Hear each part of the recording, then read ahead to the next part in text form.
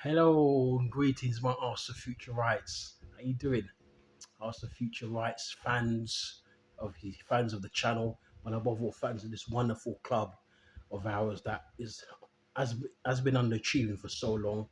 21 years and counting without a league title, never won the Champions League, haven't won a trophy for 5 years, but we're trying to see if we can help with that, with some of our points of views. And so don't forget, if you're new around here, please subscribe to our channel, which is growing. Like the videos, subscribe to the channel, leave your comments down below, share our videos if you can. Much appreciated if you can do so. We're here to give you a quick sneak preview of the game, which we're playing against Nottingham Forest tomorrow. It's an early kickoff, so if you're going, don't forget to wake up early. And it's a 12:30 kickoff. And normally I don't like 12:30 kickoffs because Arsenal, we tend to play we tend to have a slow start, especially when we're playing away from the Emirates. But thankfully, we're at the Emirates tomorrow. And we're playing against Nottingham Forest, which is a good team. They've got now a new manager, one of our old foes in Big Ange Posteloglou. Is it Posteloglou? Anyway, Big Ange Posteloglou, former Tottenham manager, wins them their first trophy in 17 years and gets sacked. But the man who sacked him has now been sacked himself, Daniel Levy. Anyway, it's going to be a very, very difficult game. I saw some channels, including AFTV, with their prediction of the game, and a lot of people were saying that a lot of these panelists were saying it's going to be a hard game for Arsenal because Forest are going to come. And normally Ange plays very open football, plays with a high line, of course. But some are saying that it's going to be a difficult game for Arsenal because Forest may come with a bit of a game plan. They might sit and come with a bit of a low block and play in a break. I remember years ago, when I say years ago, this is like 30 odd years ago. It goes to show you how long ago I'm going back. I remember when the great Brian Clough was still manager of Nottingham Forest. So this is like the late 80s. They used to be the best counter-attacking side in the whole of the country. Nottingham Forest.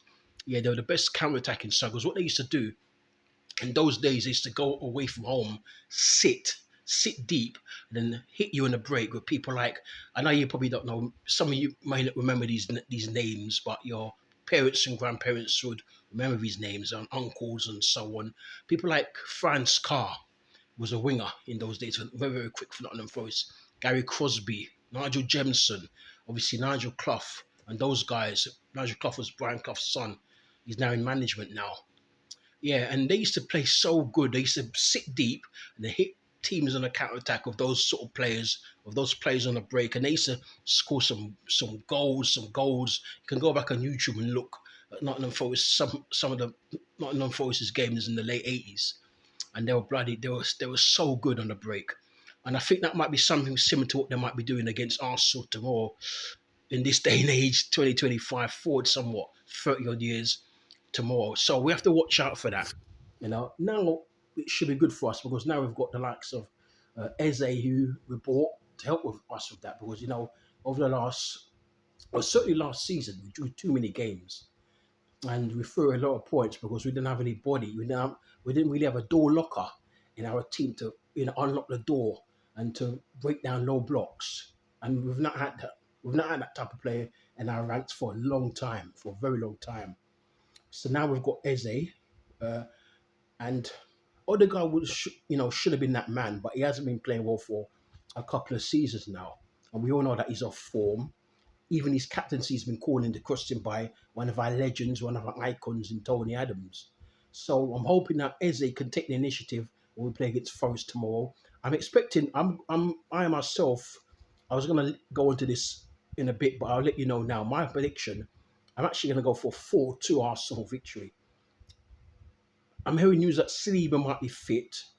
Arteta said at his news conference or press conference earlier today that Saliba is actually not his injury is not as bad as first thought. So it's quite possible that Saliba might play in the game against Nottingham Forest, tomorrow afternoon.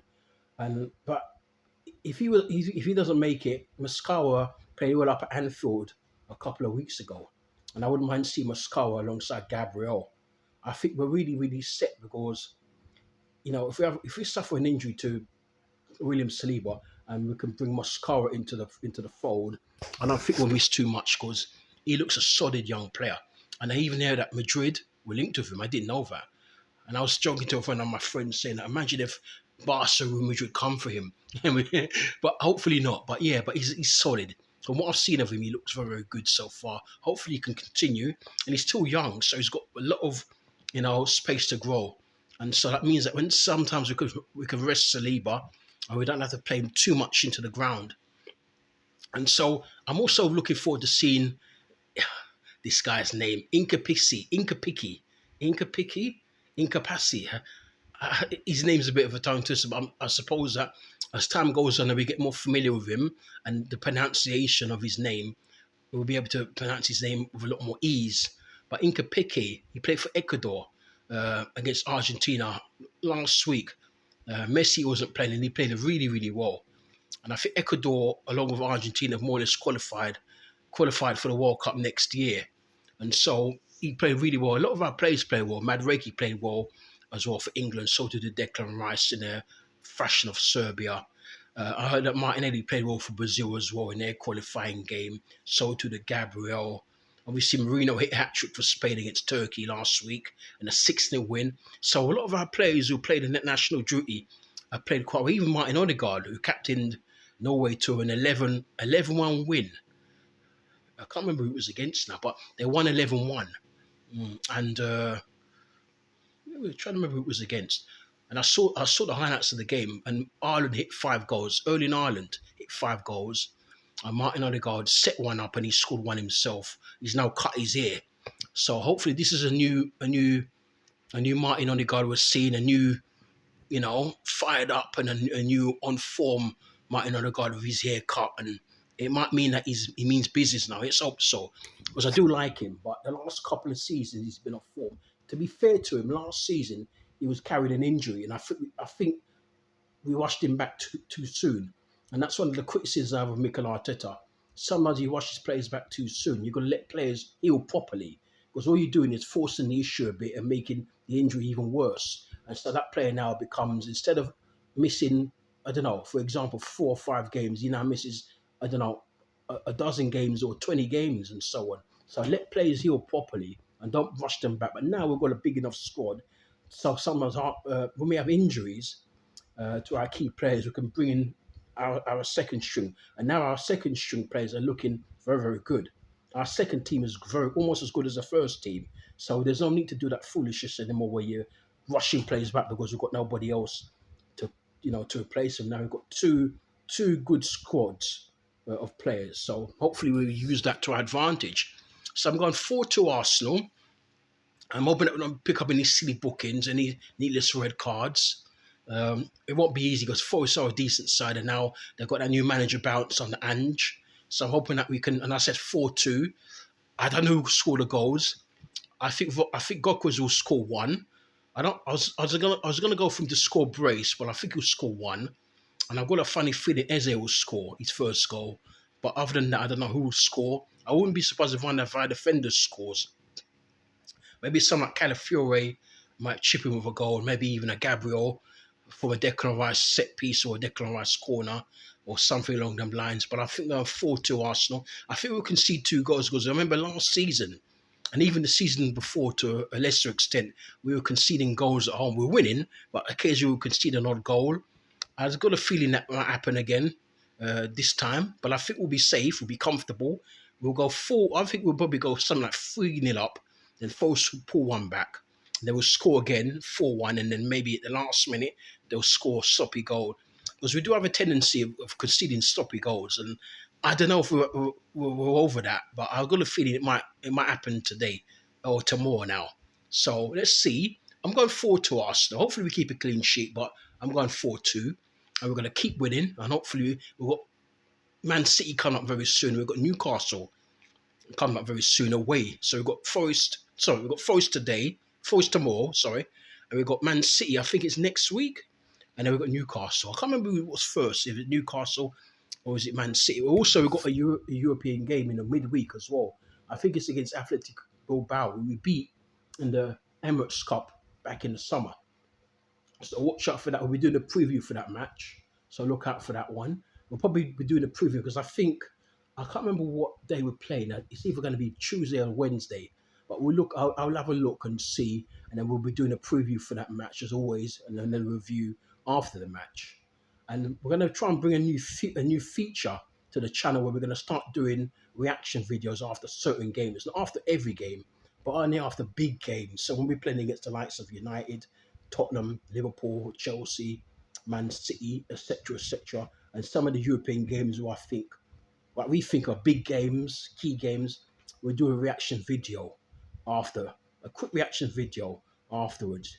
We're still going to give you the previews of the matches, but we're going to do like a reaction straight away, maybe an hour or two after the match is ended. Then we'll come and summarize, and then of course a day or two afterwards we'll come back again as usual with our traditional review of matches. Yeah, just something we want to throw into the channel because we've not been, we went 7 months without 8 months without posting. So we owe you guys a lot of content, and there's a lot of content coming your way, a lot of changes to the channel, as I keep saying. As I said, if you're new around there, please subscribe to the channel. Hit a like on the, the subscribers. You just behind the, just underneath the video. Just you know what to do. Just click on that, subscribe. Of course, the penny to subscribe because YouTube loves the algorithms as always, and then it sends it out to bigger audiences. Like, smash a like on the videos, they like that as well. YouTube, because when you smash a like on the videos, it makes it popular and it reaches various parts of the YouTube community. So it helps the channel a lot to grow. And when we get to 1,000, which might take a while, but when we eventually get to 1,000 subscribers, we're going to be looking to give away some prizes. Okay, then. So you take care. And if you go into the match, look after yourselves and be safe. Yeah, we'll talk to you. I don't think we'll be doing a quick review, a quick reaction after this match, but see you in a couple of days' time of the review of this match. And of course, around the time we're going to be doing a preview of the Atletico Bilbao match as well. So look out for that coming soon. Yeah, plus some more goodies for the channel. We haven't forgotten about the video to do with new signings, but horses for courses and everything in God's time. Yeah, we're so busy, so sometimes we don't always get one here, but we're never going to forget about the matches and about the reviews and previews. And I hope you're enjoying our shorts as well. You take care of yourselves and adios. Speak to you guys soon. Bye for now. Come on, you Arsenal! Yeah.